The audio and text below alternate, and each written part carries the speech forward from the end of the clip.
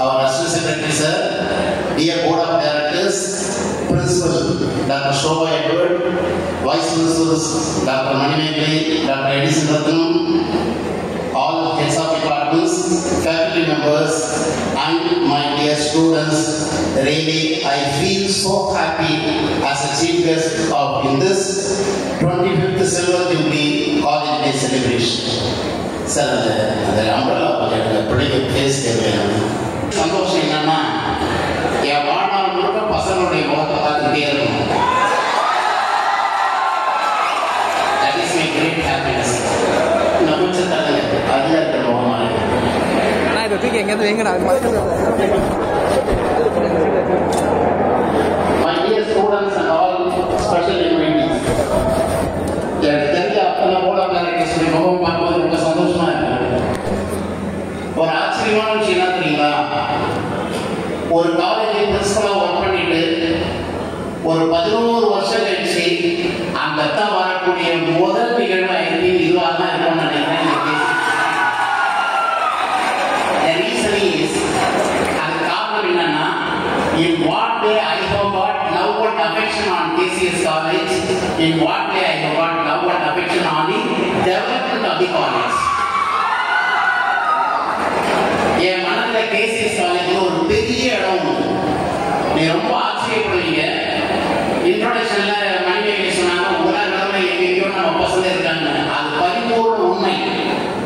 ஈடுபாட்டு program போகும்போது அந்த ஆச்சரியமான விஷயம், ஒரு பையன் நான் சார் எனக்கு தெரியுதான், உண்மையிலே கொஞ்சம் வளர்ந்துட்டான். அவன் யார் தெரியுங்களா, நம்ம கிட்ட அந்த டைம்ல அந்த 2007 பீரியட்ல பயங்கர ஆக்டிவா இருந்த வினோத் குமார். அவன் துபாயில நீ கொடி கட்டிக்கிறான். அவன் வந்து is a program executive Dubai FM. இப்ப நம்ம FM ட்ரான்ஸ்ஃபர் ஆயிருக்கான். அதே மாதிரி இன்னொரு செலிபிரிட்டி சொல்லுங்க, இந்த இத்தனை என்னுடைய வளர்ச்சியில, என்னுடைய அகாடமிக் வளர்ச்சியில இந்த காலேஜ் தான் ஃபர்ஸ்ட் அடியெடுத்து வச்சது. நான் அடியெடுத்து வச்ச வளர்ச்சி நம்ம KCS காலேஜ் தான். அடுத்த வளர்ச்சியில நான் வந்து நடுவில் ஒரு 9 மாசம் குருநானக் காலேஜ்ல டீனா இருந்தேன். அந்த குருநானக் காலேஜ்ல நம்ம ப்ராடக்ட் இங்கே பிபிஏ படிச்ச பொண்ணு பிந்து பாஷின்னு ஒரு பொண்ணு இப்ப மேனேஜ்மெண்ட் ஹெட் ஆஃப் டிபார்ட்மெண்ட் குருநானக்ல உட்கார்ந்துருக்காங்க. See, that is our strength. எங்க எப்படி இருக்காங்கன்னு சொல்லுங்க. உங்களுக்கு கூட தெரியுமா தெரியல பிந்து பாஷி. ஒரு நாள் நீங்க கண்டிப்பா அவங்களுடைய ஏதாவது ஒரு ப்ரோக்ராம் பிபிஏ டிபார்ட்மெண்ட் கூப்பிட்டு. சரி, இந்த மாதிரி நம்ம ஆட்களை காட்டுகிறது. அதனால இப்ப ஏன் நம்ம மக்கள் நிர்வாகிகள் நாட்டில் அவங்க சந்தோஷமா இருக்காங்க தெரியுங்களா, இவர் நம்ம பிரின்சிபால், நான் எத்தனை வயசானாலும் உங்க பிரின்சிபால் தான். சரி, இந்த ஒரு ஃபீலிங் அது சும்மா கிடைக்காது. அது காரணம் அவங்களுடைய மேல வச்சிருக்க மரியாதை, நான் இந்த இன்ஸ்டிடியூஷன் மேல வச்சிருக்க மரியாதை. இந்த ஹால் இதனுடைய ஓப்பனிங் செரிமனி தான். நான் ஃபைனல் இயர் இருந்த ஒரு மிகப்பெரிய ஃபங்க்ஷன் இந்த ஹாலோட ஓப்பனிங் செரிமனி. சரி, இந்த லாஸ்ட் வருஷத்துல இந்த ஹால் ஓப்பன் பண்ணி நான் போனேன். இந்த மாதிரி பல விஷயங்கள் இந்த கேம்பஸ் இருக்கீங்களா, KCS கேம்பஸ்ல என்னுடைய கால்படாத இடமே கிடையாது. ஈவன் மொட்டை மாடி முதல் கொண்டு நான் போகாத இடம் கிடையாது. That is my involvement. அந்த அளவுக்கு பசங்களை சுத்தி வளைச்சு ரொம்ப ஆச்சரியமான விஷயம் தெரியுங்களா, பசங்க அவ்வளவு அன்பா இருப்பேன். நீ சொன்னா ஒரு ஆச்சரியமான விஷயம், இன்னைக்கு உங்களுக்கு அந்த விஷயம் கிடையாது. எவ்வளவு கூட அன்பு காட்டணும் அவ்வளவு கூட ஸ்ட்ரிக்டா இருப்பேன். என் கையால பசங்க அடிச்சிருக்கேன், நம்புவீங்களா நீங்க? ஆனா அந்த அடிச்ச பையனுக்கு என்கிட்ட கால விடாத முறையா பிகாஸ் ஆஃப் யூ சொல்லக்கூடிய அன்பைய சம்பாதிச்சு. இந்த பேலன்ஸ் இருந்ததுன்னா நீ பையனை அடிச்சாலும் தப்பு கிடையாது. எவ்வளவு கூட நீ அன்பு காட்டுறியோ அவ்வளவு கூட இன்னொரு அடிக்க சார் சொல்லுவான். நான் வந்து இப்ப என்னுடைய இன்ட்ரோடக்ஷன்ல யோகாராணி படிச்சாங்க. இங்க தென் சென்னையில வட சென்னையில 7 வருஷம் பிரின்சிபால் நம்ம காலேஜ், தென் சென்னையில 7 வருஷம் பிரின்சிபால் இந்துஸ்தான். இந்த தென் சென்னையில வட சென்னைக்கு உள்ள வித்தியாசம் சொல்லட்டுமா? பிள்ளைங்களை நான் பார்த்ததுல தென் சென்னையில அன்பு கொடுத்தா அன்பு கொடுப்பாங்க பிள்ளைங்க. ஆனா வட சென்னையில அன்பு கொடுத்தா உயிரை கொடுப்பாங்க பசங்க.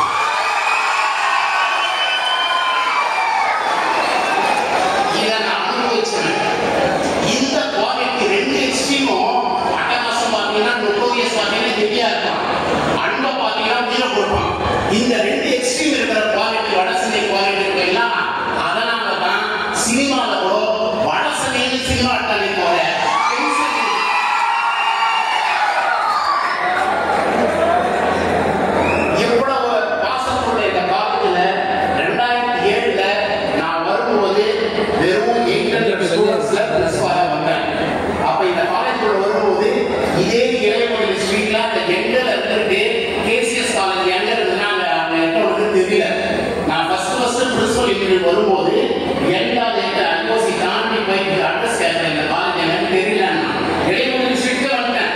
தெரியலன்னா. ஆனா இப்போ என்டையர் யூனிவர்சிட்டி வளாகத்துல 155 காலேஜஸ்ல கேசிஎஸ் காலேஜ்ல எல்லாருக்கும் தெரியும். அந்த அளவுக்கு இந்த காலேஜ் பெரியரான காரணம் நீங்க தான். இங்க இருக்கிற ஸ்டாஃப் தான். அந்த ஸ்டாஃப் இன்னும் பப்ளிக்கு தெரிய வைக்கிறது தான். அதாவது தர்மபுரி செக்ரட்டரினா செக்ரட்டரின்னு 2 நிமிஷத்துல ப்ரூவ் பண்ணார். பக்கத்துல இந்த காலேஜை ப்ரொமோட் பண்றதுக்கு என்னென்ன வேணும்னு 2 நிமிஷத்துல விஷயம் பார்க்கிறார். இதுதான் நம்ம நிர்வாகத்திற்கு இருக்க இன்வால்மெண்ட், நம்ம ஸ்டாஃப் கிட்ட இன்வால்மெண்ட். ரொம்ப ஆச்சரியமான விஷயம். என் பீரியட்ல இருந்து சீனியர் ஸ்டாஃப் அவ்வளவு பேர் மகிழ்ச்சியோட உண்மை இருக்கிறாங்கன்னா the bonding what we go they have got for the development of KCS college. நான் வரும்போது NACனா என்னன்னு ஒரு இன்ட்ரோடக்ஷன் மீட்டிங் நடத்தினேன். நான் சோபா எங்களோட என்ன பண்ணாங்க, NAC லெவல் போயிட்டு அந்த ஏ கிரேட் வாங்குற அளவு கொண்டு போனாங்க அந்த விஷயத்தை. இதெல்லாம் நீங்க அனுபவிக்கக்கூடிய விஷயம். நாம் எங்க இருக்கிறோம் பண்றது தெரியும். இந்த பிஆர் குவாலிட்டி இருக்கு பாருங்க என்கிட்ட, அதுதான் என்னுடைய வளர்ச்சிக்கு காரணம். 2007 நான் இங்க வரும்போது வெறும் 800 ஸ்டூடெண்ட்ஸ், 2014 வெளியே போகும்போது 1600 ஸ்டூடெண்ட்ஸ். அதுக்கப்புறம் கண்ட்ரோல் ஆஃப் எக்ஸாமினேஷன் யூனிவர்சிட்டி ஆகணும். அத்தனை 5 லட்சம் மாணவர்கள் என் கீழே. 5 லட்சம் மாணவர்களுக்கு டைரக்டா சைன் போட்ட கை என்னுடைய கை. என்னுடைய அவருடைய டிகிரி சர்டிஃபிகேட்ல கண்ட்ரோல் ஆஃப் எக்ஸாமினேஷன் சைன் போட்டாங்க. அதுக்கப்புறம் இந்த 2014 அப்புறம் சிஓஇ 3 வருஷம், அப்புறம் 2017 இந்துஸ்தான் காலேஜுக்கு 4700 பசங்களுக்கு பிரின்சிபல் வளர்ச்சி பார்க்க 800 4800 ஆனேன்.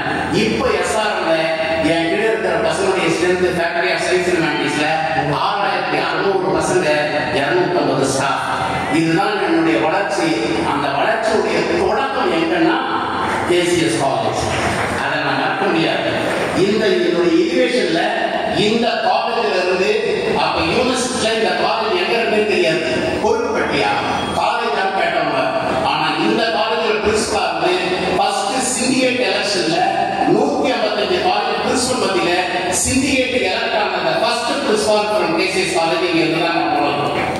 இதுதான் இதெல்லாம் எதுக்கு சொல்லுவாங்கன்னா, இங்க உண்மையான இன்வால்மெண்ட் நீங்க காட்டீங்கன்னா இந்த இடத்துக்கு ஒரு பெரிய சக்தி இருக்கு, உங்களுக்கு வளர்ச்சி கொடுக்கும். பட் முக்கியமான விஷயம் அனலைஸ் பண்ணேன், உண்மையான டெடிகேஷன், உண்மையான involvement, that is very very important. இந்த பிள்ளைகளுக்கு செய்யற சர்வீஸ் வந்து ரியலி கிரேட் சர்வீஸ். எனக்கு எல்லா வசதியும் இருக்கு, எல்லா மார்க் இருக்கு, அவங்க ஒவ்வொரு நீங்க கொண்டாடுற பெரிய விஷயம் கிடையாது. சிரமத்துல இருந்து ஃபர்ஸ்ட் ஜெனரேஷன்ல இருந்து டவுன் இருந்து நீங்க செய்யறீங்க பாரு, அதுதான் இந்த சமுதாயத்தில் செய்ய வேண்டிய மிக முக்கிய கடமை. அதுதான் நம்முடைய தர்மபுரனுடைய ஆவார ஸ்துதி. தர்மபுரம் அதுதான் செய்யுது. இந்த பிள்ளைகளுக்கு வாழ்க்கை கொடுக்குறீங்க, that is your remarkable service. நம்முடைய ப்ராமினன்ட் அலுவலை பற்றி சொன்னதையா, அதே மாதிரி இங்க நான் என்ஜாய் பண்ணது பல விஷயங்கள் இருக்கு, சொல்லிக்கிட்டே போறோம். இங்க வந்து ஒவ்வொரு டிபார்ட்மெண்ட் ஒவ்வொரு விஷயத்துல இன்வால்வ் பண்ணாங்க.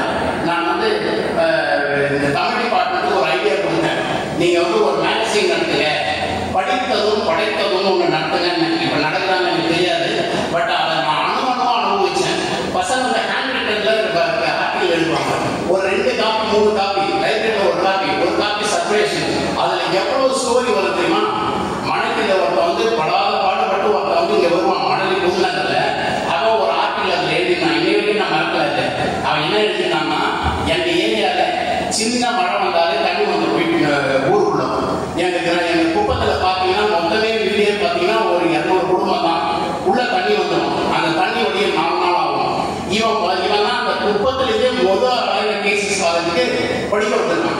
ஃபர்ஸ்ட் ஜெனரேஷன் மட்டும் இல்ல, அந்த ஏரியாவே ஃபர்ஸ்ட் ஜெனரேஷன். அவன் படிக்க வந்த பிறகு இந்த மாதிரி அவனுடைய சுய அனுபவத்தை அந்த புக்கில் எழுதுறான். படித்தது படைத்ததும் இல்லை. அவன் எழுதும் என்ன சொல்றான், ஒரு நாள் எக்ஸாமினேஷன் முன்னாடி மழை வந்துச்சு, ஒரு பெரிய பாறை இருக்கு அந்த மணலி புதுநகர்ல. அந்த பாறை போய் உட்காந்துருக்கான், புத்தெல்லாம் வச்சுக்கிட்டு. ஏன்னா எக்ஸாம் அவனுக்கு ஊர் மக்களுக்கு தெரியாது, அவன் எக்ஸாம் படிக்கிறாங்க. அவங்களுக்கு எரிச்சல், ஊரே கஷ்டப்படுது இந்த தண்ணியில. இந்த முட்டாள் போய் மேலே ஏறி உட்கார்ந்துருக்காங்க, ஊர் முழுக்க திட்டுறாங்க. நான் உட்கார்ந்து நாகரிகமா திட்டினேன். குப்பத்துல எப்படி திட்டுவாங்க தெரியும், எல்லா விதமான எக்ஸ்ட்ரீம் வார்த்தை போட்டு அவங்க திட்டுறாங்க. அவன் படிக்கிறாங்க, இந்த கழுத்தை படிச்சு என்ன திட்ட போகுது அப்படி இப்படின்னு திட்டினாங்க. எல்லாம் திட்டிக்கும் போது இவன் மேல உட்காந்துட்டு அவன் பாட்டு இருக்கான். சாயந்தரம் 6 மணி ஆச்சு, கொஞ்சம் தண்ணி எல்லாம் கஷ்டப்பட்டு வடிச்சு எடுத்துட்டாங்க. இவன் கீழே இறங்கி வரான். வந்த உடனே ஊர் மக்கள் கிட்ட சொல்றாங்க, இவனை சும்மா விடக்கூடாது சார், இவ்வளோ பேர் கஷ்டப்படுறோம், இவன் படிக்கிறான்னு பார்த்தா இவன் வந்து ஒரு ஹெல்ப்பும் பண்ணாம மேலே உட்கார்ந்துறாங்க.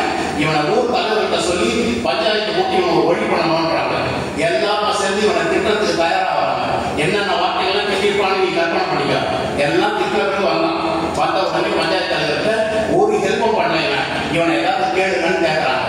இவன் தான் படிக்கிறான்னு பெருமைப்பட்டா இப்படி இருக்கானே.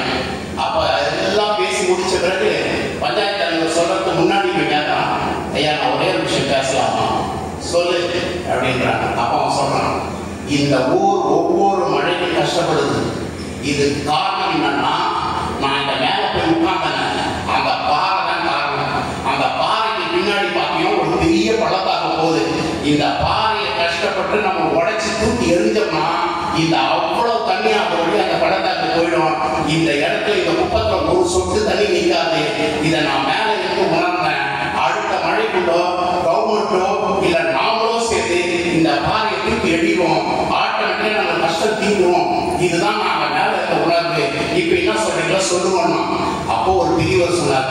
நான் சொன்னா தெரியுங்களா, இதுதான் நான் எடுத்து படிக்கணும், இதுதான் நான் எடுத்து படிக்கணும் அப்படின்னு பெரியவர் சொல்றாரு. சொன்ன உடனே ஒவ்வொரு ஊரும் அவங்க வந்து ஆரம்பிச்சு. இப்போ பாத்தீங்கன்னா அந்த பாறை உடைச்சு எழுதிட்டாங்க. இப்போ ஆனால் இந்த மாதிரி தன் உணர்வை எழுதக்கூடிய உணர்வை மிகப்பெரிய எழுத்தாளனா வருவான்னு நான் சொன்ன மேடையில இதெல்லாம் சில விஷயங்கள் இந்த கல்லூரியில் எனக்கு மறக்கவே மாட்டாது. ஏன்னா அவ்வளவு ஒவ்வொரு விஷயமும் அனுபவிச்சு இந்த கல்லூரியை நான் 7 வருஷம் முதல்வராக இருந்தப்போ எந்த வளர்ச்சி போனாலும் இந்த கல்லூரி மறக்காது. கரெக்டா சொல்ல போனா எப்படி உங்களுக்கு கொஞ்ச நாள் எக்ஸாமோ எனக்கு கூடிய சீக்கிரம் எக்ஸாம் வருது. அந்த எக்ஸாமே மீறி செக்ரட்டரி பிரவீன் சந்தர் போன் பண்ணார். உடனே நேற்று எஸ் சார் இந்த ஷார்ட் பீரியட்ல இவ்வளவு சூப்பர் அரேஞ்ச்மெண்ட் பண்ணியிருக்காங்க பாருங்க. உங்க ஸ்டாஃபுங்களுக்கு உங்க டீச்சர்ஸ்க்கு எல்லாரும் மனசார ஒரு கை தட்டு கொடுங்க. ஏன்னா within short period they have arranged this program. நாளைக்கு முன்னாடி தான் சார்கிட்ட நான் வந்துருக்கேன். இதெல்லாம் சும்மா வராது. இந்த விஷயத்தெல்லாம் ரியல் இன்வால்மெண்ட் தான் வரும். இன்னொரு எக்ஸாம்பிள் சொல்றேன். இப்ப நீங்க அனுபவிக்கிறீங்க இந்த வடசென்னையில விப்போ நகர் வரைக்கும் ட்ரெயின் அனுபவிக்கிறீங்க இல்லையா, மெட்ரோ ட்ரெயின். அந்த மெட்ரோ ட்ரெயின் இனிஷியல் ப்ராஜெக்ட்லே பன்னாரப்பேட்டையோட நிறுத்திட்டாங்க. அது விப்போ நகர் வரைக்கும் கிடையாது. அப்போ இங்க டிகே போஸ் சார் ஒரு பெரிய குரூப் சேர்ந்து இதுக்கு ஒரு பெரிய போராட்டம் நடத்தினாங்க. அந்த போராட்டத்துல அவ்வளவு ஸ்டாஃப் மெம்பர்ஸ் சேர்ந்து இந்த தலையார்பேட்டை பகுதியில ஹியூமன் செயின் அவ்வளவு பிள்ளைகளை வச்சு எங்க அந்த பாண்டியில் இருக்கக்கூடிய பாண்டியன் தேட்டர்ல இருந்து திருவள்ளூர் வரைக்கும் நம்ம பசங்களுடைய ஹியூமன் செயின் வச்சு நடக்கணும். அன்னைக்கு சரியான மழை, மறந்துட மாட்டேன்னு நினைக்கிறேன். என் போட்டெல்லாம் மழை நடந்துச்சு. ஆனா இந்த பகுதிகளுடைய மக்களுடைய மனசு நடந்தது பாருங்க, அதுதான் நாங்க கண்ட சக்சஸ். இன்னைக்கு அந்த ட்ரெயின் வந்து மன்னார்பேட்டை விட்டுட்டு விம்போ நகர் இருக்குன்னா அது கேசிஎஸ் காலேஜுடைய ஸ்டூடெண்ட்ஸோட போராட்டமும் ஒரு காரணம். இதெல்லாம் வராது